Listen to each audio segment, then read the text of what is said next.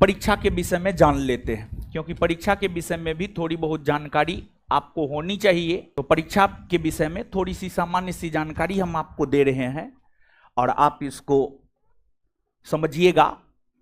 पहली बात तो यह है कि अगर आपके बिहार एसआई बनने की जर्नी की अगर हम बात करें तो इसमें सबसे पहले होता है प्रीलिम्स का परीक्षा।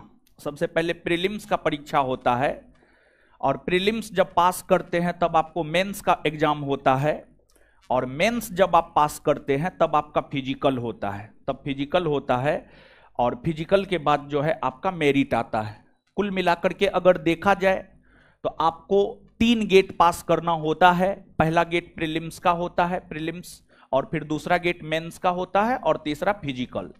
और तीनों चीज में अगर आप क्वालिफाई हो जाते हैं तभी जाकर के आप एसआई बन पाते हैं, सब इंस्पेक्टर जो है आप बन पाते हैं। और एसआई के पेन में बहुत पावर होता है, वो किसी के जिंदगी को बना भी सकता है और किसी के जिंदगी को बिगाड़ भी सकता है। तो खैर आपका सफर तो आज से शुरू ही हुआ है और प्रीलिम्स पास करना कोई बड़ी बात नहीं है, मेंस पास करना भी कोई बड़ी बात नहीं है, फिजिकल पास करना भी कोई बहुत बड़ी बात नहीं है। बड़ी बात है आपको मेरिट में आना, बड़ी बात है फाइनल सिलेक्शन लेना, समझ गए। और फाइनल सिलेक्शन लेने के लिए जो है काफी एकाग्रचित होकर के आपको काम करना पड़ेगा, काफी अधिक एकाग्रचित होकर के काम करना पड़ेगा। और आप हमेशा इस बात को याद रखिएगा, सफल होने वाले लोग कोई अलग काम नहीं करते हैं बल्कि उसी काम को अलग तरीका से करते हैं, इसी वजह से लोग सफल हो जाते हैं। तो अगर आपको सफल होना है तो आपको पढ़ना सिलेबस ही है। देखिए, जो सफल होता है वो भी सिलेबस ही पढ़ता है और जो असफल होता है ना वो भी सिलेबस ही पढ़ता है, लेकिन थोड़ा अलग करना पड़ेगा। क्योंकि जो नोटिफिकेशन आता है उसे हम सिलेक्शन की प्रक्रिया नहीं मानते हैं बल्कि उसे हम छटनी की प्रक्रिया मानते हैं, छटाई की प्रक्रिया होती है। प्रीलिम्स में कुछ को छांटा जाता है, मेंस में कुछ को छांटा जाता है, फिर फिजिकल में कुछ को छांटा जाता है। तो वो छटनी की प्रक्रिया है एक प्रकार से कहिए तो आप। तो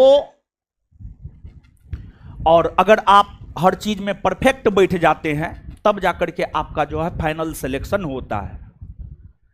तो प्रीलिम्स में, मेंस में और फिजिकल तीनों निकलने पर बहुत हाय तौबा मचाने की जरूरत नहीं है। जब मेरिट में नाम आ जाएगा तब हाय तौबा मचाइएगा, नहीं तो लोग आप ही के विषय में पूछेगा कि प्रीलिम्स में रिजल्ट के बाद बहुत उछल रहा था, मेंस में उछल रहा था, इसके बाद जो है फिजिकल में उछल रहा था। तो यहां पर समझ गए, यहां पर उछलना है, यहां पर जो करना है कीजिए ना। मेरिट बन जाने के बाद जो करना है एकदम नंगा नाच कीजिए आप, कोई दिक्कत ना है, लेकिन उससे पहले नहीं, समझ गए। और गंभीरता से काम करना है और तैयारी के दौरान जो है आप में गंभीरता रहनी चाहिए। और अगर आप में गंभीरता नहीं है तो फिर दिक्कत है और भारी दिक्कत है। तो थोड़ा बहुत परीक्षा के विषय में जानिए। परीक्षा जो आपको होता है इसमें सबसे पहले आप उम्र जानिए, उम्र जानिए। उम्र की अगर हम बात करें तो जनरल कैटेगरी में मेन की अगर आप बात करेंगे यानी पुरुष की अगर आप बात करेंगे तो मिनिमम उम्र 20 वर्ष और मैक्सिमम उम्र 37 वर्ष। और ओमेन यानी महिला की अगर हम लोग बात करें तो इसमें जो है आपको जनरल कैटेगरी में मिनिमम उम्र 20 वर्ष और मैक्सिमम उम्र जो है आपको 40 वर्ष, मैक्सिमम उम्र आपको 40 वर्ष जनरल कैटेगरी में। तो जनरल कैटेगरी पुरुष मिनिमम 20 वर्ष, मैक्सिमम 37 वर्ष। जनरल कैटेगरी की महिला मिनिमम 20 वर्ष, मैक्सिमम 40 वर्ष। इसके बाद ओबीसी और ईबीसी दोनों, ओबीसी एंड ईबीसी दोनों कैटेगरी में अगर आप आएंगे तो पुरुष पुरुष मिनिमम उम्र 20 वर्ष और मैक्सिमम 40 वर्ष। और यहां पर महिला की अगर हम लोग बात करेंगे तो महिला भी मिनिमम 20 और मैक्सिमम 40। यहां पर पुरुष महिला सेम एज इट इज है। और इसके बाद एससी और एसटी कैटेगरी की बात करेंगे, एससी और एसटी कैटेगरी की बात करेंगे तो इसमें पुरुष और महिला की अगर आप बात करेंगे तो यहां पर भी सेम है। और यहां पर पुरुष जो है मिनिमम 20 वर्ष मैक्सिमम 42 और महिला भी मिनिमम 20 और मैक्सिमम 42। ये उम्र के विषय में हम आपको बता रहे हैं, ये उम्र का तकाजा है। और आप अपना देख लीजिए आप किस कैटेगरी में आते हैं और आपका उम्र इससे ज्यादा तो नहीं ना है, हमको तो नहीं लगता है इससे ज्यादा होना चाहिए। तो कुल मिलाकर के अगर देखा जाए तो आप सब लोग इस परीक्षा का फॉर्म भरने के लिए एप्लीकेबल हैं और परीक्षा देने के लिए भी जो है आप लोग एप्लीकेबल हैं। तो ये उम्र का तकाजा हो गया। उम्र के बाद इसके बाद एजुकेशन क्वालिफिकेशन। एजुकेशन क्वालिफिकेशन की अगर हम बात करें तो आप ग्रेजुएट होना चाहिए। आप ग्रेजुएट किसी भी सब्जेक्ट से हैं, आप मैथ से हैं, आप फिजिक्स से हैं, आप हिस्ट्री से हैं, आप ज्योग्राफी से हैं, कोई फर्क नहीं पड़ता है, सिर्फ आप ग्रेजुएट होना चाहिए।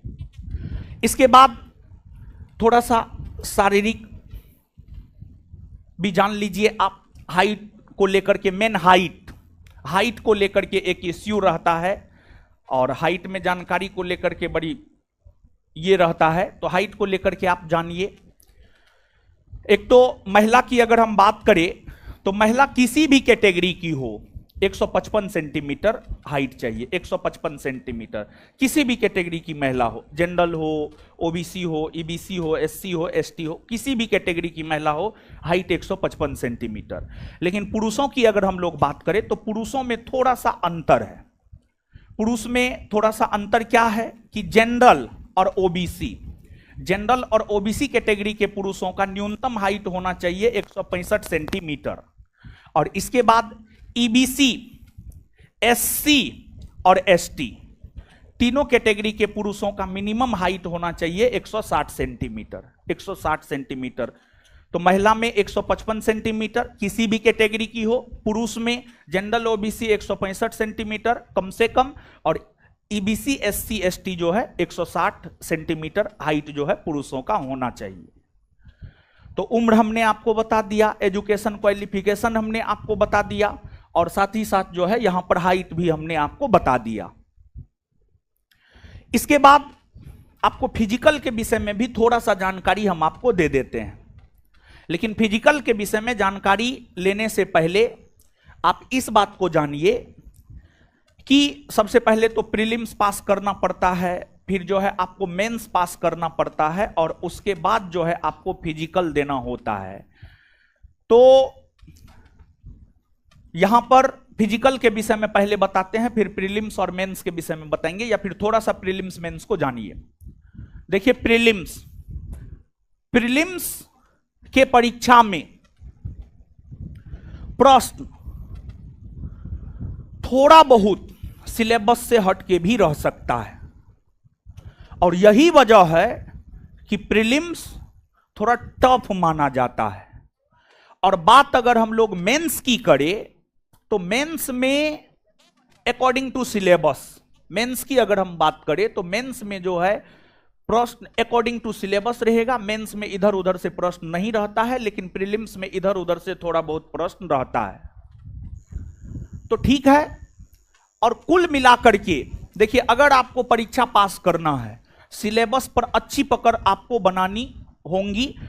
और प्रीलिम्स और मेंस का सिलेबस लगभग सेम है, थोड़ा बहुत अंतर है। और जो थोड़ा बहुत अंतर है, थोड़ा बहुत अंतर जो है आपको क्या है वो अंतर हम आपको बता दे रहे हैं।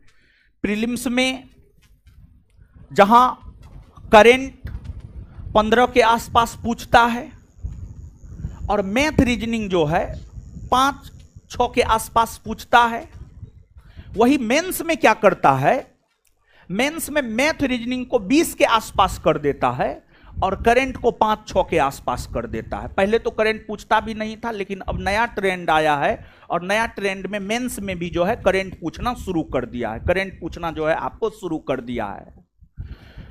तो आप इस बात को अपने दिमाग में जाने दीजिएगा अच्छे से, नहीं तो आप ये मत सोचिएगा कि प्रीलिम्स का अलग सिलेबस है और मेंस का अलग सिलेबस है। नहीं, जो सिलेबस प्रीलिम्स का है वही सिलेबस मेंस का भी है। जो सिलेबस प्रीलिम्स का है वही सिलेबस मेंस का भी है। बस अगर फर्क है तो क्वेश्चन पूछने में फर्क है। प्रीलिम्स में करंट का वेटेज ज्यादा रहता है, प्रीलिम्स में करंट का वेटेज ज्यादा रहता है और मैथ और रीजनिंग का वेटेज कम रहता है। और मेंस में करंट का वेटेज कम रहता है और मैथ और रीजनिंग का वेटेज ज्यादा रहता है। मैथ और रीजनिंग का वेटेज ज्यादा रहता है। प्रीलिम्स और मेंस में फर्क यही होता है। प्रीलिम्स और मेंस में फर्क यही होता है। लेकिन अगर बात सिलेबस की करें तो प्रीलिम्स और मेंस का सिलेबस दोनों सेम है। और अगर बिहार एसआई में रिजल्ट लेना है तो रिजल्ट आपका जीएस से हो जाएगा, लेकिन अगर मेरिट बनाना है तो मैथ रीजनिंग में एक्यूरेसी 100% नहीं सही तो 80% से तो कम होना भी नहीं चाहिए। मतलब अगर 10 गो मैथ रीजनिंग पूछा है तो 8 गो से कम मैथ रीजनिंग आपका सही नहीं होना चाहिए। अगर 20 गो पूछा है तो 16 गो से कम मैथ रीजनिंग आपका सही नहीं होना चाहिए। 16 से 17 हो सकता है, 16 से 15 नहीं होना चाहिए। 16 से 15 हुआ ना, मेरिट में आपका नाम नहीं आएगा, और 16 से 17 हुआ तो मेरिट में आपका नाम आ जाएगा।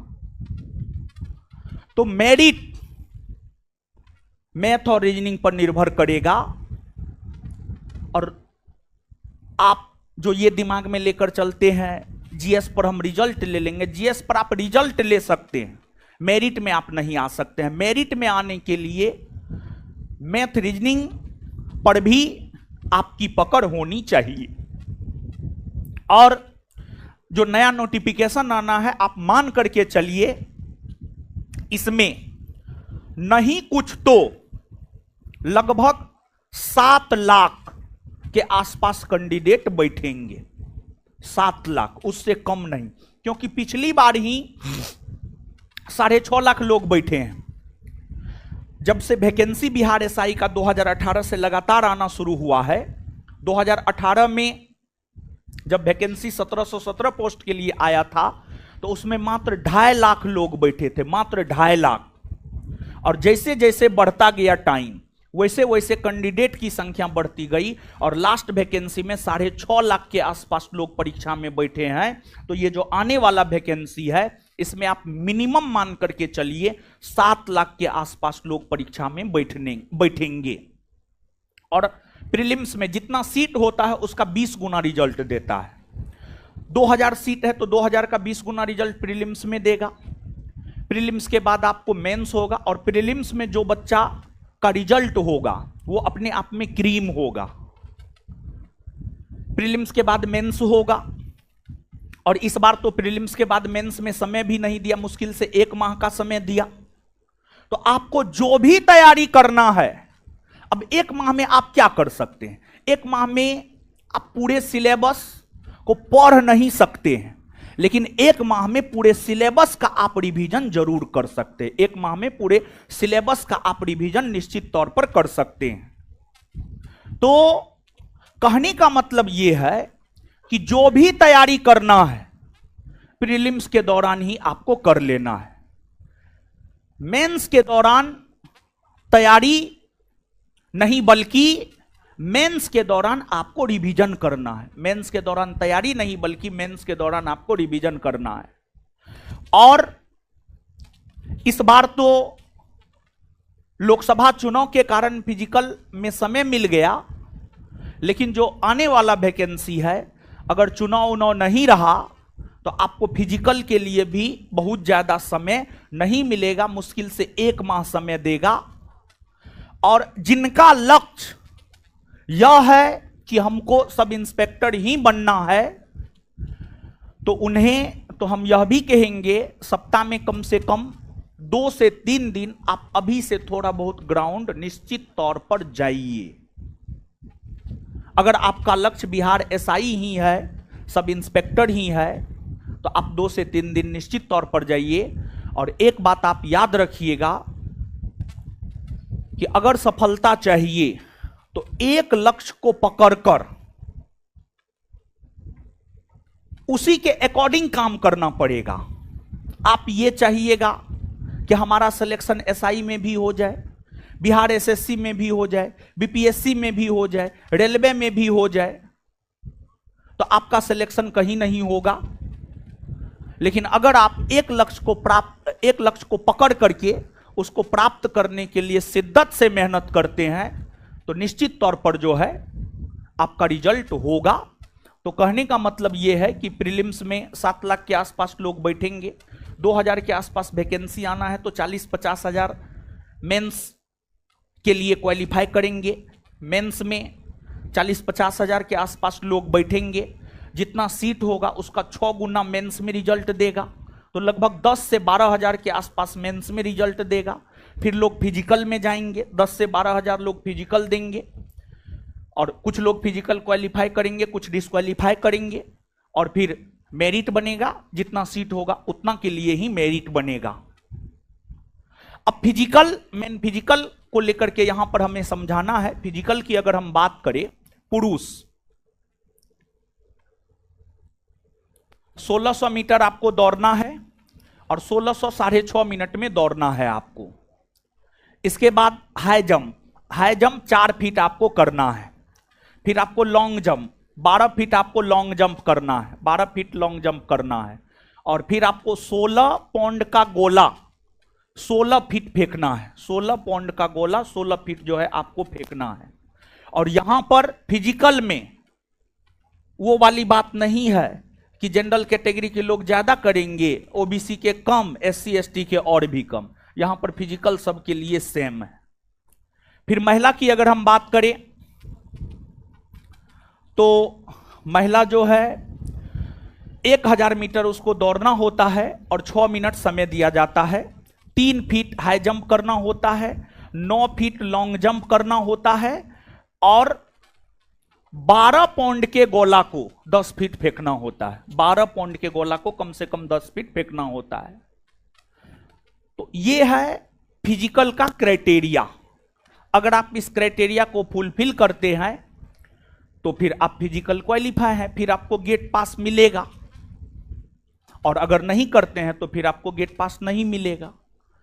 और फिजिकल को कोई भी लोग आसानी में नहीं लेंगे, क्योंकि जब इस बार 3 माह फिजिकल के लिए समय मिला, और हमारे ख्याल से 3 माह फिजिकल के लिए बहुत ही अधिक सफिशिएंट होता है। और 3 माह में अगर आप फिजिकल नहीं कर पा रहे हैं तो फिर आपसे फिजिकल होने भी नहीं जा रहा है, समझ गए? तो 3 माह बहुत होता है फिजिकल पास करने के लिए। हम भी इस परीक्षा का तैयारी किए हैं, हम भी फिजिकल का तैयारी किए हैं।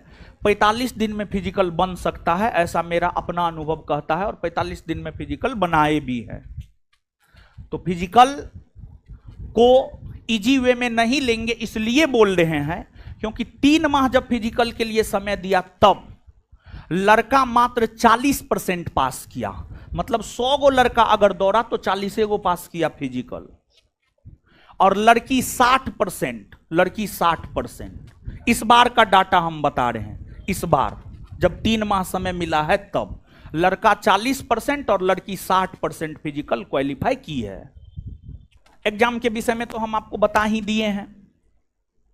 प्रीलिम्स में 100 क्वेश्चन होता है, प्रत्येक क्वेश्चन 2 मार्क का होता है, और निगेटिव भी है। इसमें 1/10 निगेटिव है। 10 गो गलती कीजिएगा तो 1 गो सही वाला कट जाएगा, क्योंकि नोटिफिकेशन देखिएगा तो 0.2 मार्क एक गलती पर कट जाएगा, और एक क्वेश्चन पर आपको 2 मार्क मिलता है, मतलब 1/10 निगेटिव 1/10 है। और 1/10 निगेटिव का कोई मतलब नहीं रह जाता है। प्रीलिम्स में एक पेपर होता है 100 क्वेश्चन का, पास कीजिएगा, मेंस देना होगा। मेंस में 2 पेपर होता है, पहला पेपर हिंदी और दूसरा paper GS. Hindi qualifying nature का रहता है, इसमें भी 100 क्वेश्चन होता है, और मेंस में जीएस पेपर होता है, और इसी मेंस के मार्क के आधार पर बनता है आपका मेरिट। मेन ये है, यहां से आपका मेरिट बनता है। प्रीलिम्स के मार्क के आधार पर आपका मेरिट फेरिट कुछ नहीं बनता है, आपका मेरिट यहां मेंस के सेकेंड पेपर के मार्क के आधार पर आपका बनता है मेरिट। मेन ये है, मेन ये है आपका। और फिजिकल के विषय में तो हम आपको बता ही चुके हैं। हिंदी क्वालिफाइंग नेचर का है, 30% मार्क लाना है, 100 में 30, ठीक है।